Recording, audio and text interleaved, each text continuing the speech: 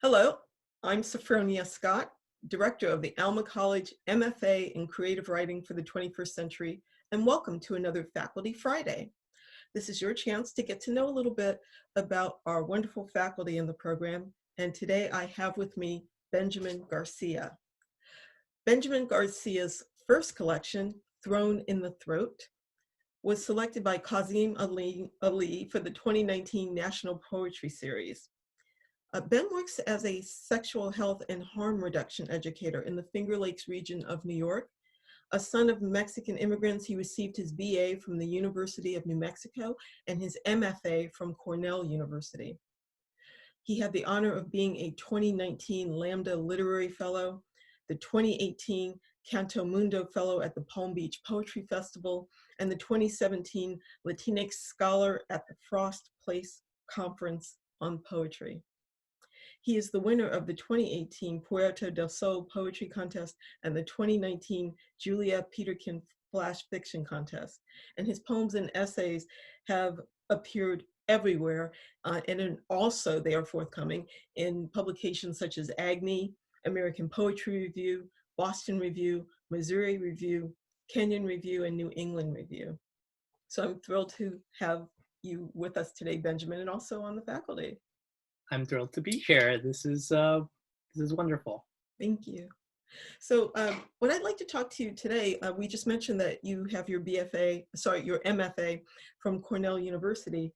And I'm thinking today about the choice of getting an MFA and why make the effort to go for this particular degree.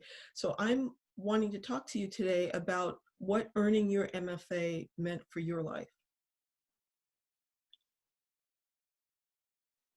So for me, because I received my MFA directly after my undergraduate program, part of it felt like it was something I was supposed to do if I wanted to be a writer, and that it was in some ways a requirement. Looking back on it, that's not what the benefit of having an MFA for me was. For me, having an MFA was an opportunity to study with writers who became really great mentors to me. The friendships and collaborations that I developed after the MFA program, through the MFA program, are something that stayed with me and had helped to keep me writing, which the initial reason that I wanted to do an MFA program was because I wanted to be a writer and continue to write. And so it did provide me that, but not in the ways that I always expected. So that was a really wonderful surprise that like continually gives to me now.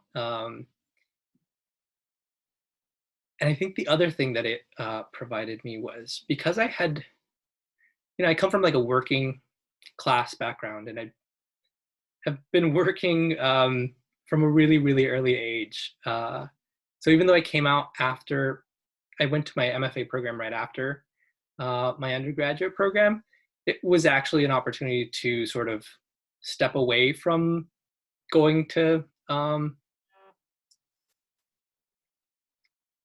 having all of those same responsibilities of working and my family and studying and focusing more on this writing part and focusing on the writing. I mean, I was still working as an MFA candidate, but it was in a way that focused more directly on the writing itself. And in doing that, I think that prepared me for writing afterward and sort of knowing how to ask the questions of the writing that I enjoy and of my own writing that pushed me forward to, get to the poems that I wanted to write, to get to the things that I wanted to say, sometimes that I didn't know I wanted to say. Wow. So You mentioned working, right? And that you've been working for a very long time. And even now, your work is not necessarily connected to your writing. So how has your community that you mentioned, how do you keep your work, your poetry balanced with your what you do for your 9 to 5 work? Yeah, I mean, it is a challenge sometimes to find that balance. I think initially, especially between when I finished my fellowship years at Cornell and when I began working this position. I've been here 6, 7 years at this in this field now. Um, that first year was especially a rough transition because I was trying to figure out how do I, commute 2 hours and also do a full-time job and then come home and make dinner and find room for work in that, because after a long day, I just want to come home and rest and recover and be ready for the next day. So um, part of finding that motivation to continue and to make that space um, had a few components to it. One of them was making that writing community outside of an MFA program, and the way that I did that was through my MFA cohorts, but also um, alumni. So we just sort of um, I would still meet in person with some people who were either in their fellowship years at my MFA or who uh, lived far away, but we exchanged over email. And so having someone to share what I was writing that I was excited about helped me continue that. And then I could encourage them with their work too. So that was a really important part. And that I still do to this day. The circle may be smaller, but I still have those connections. And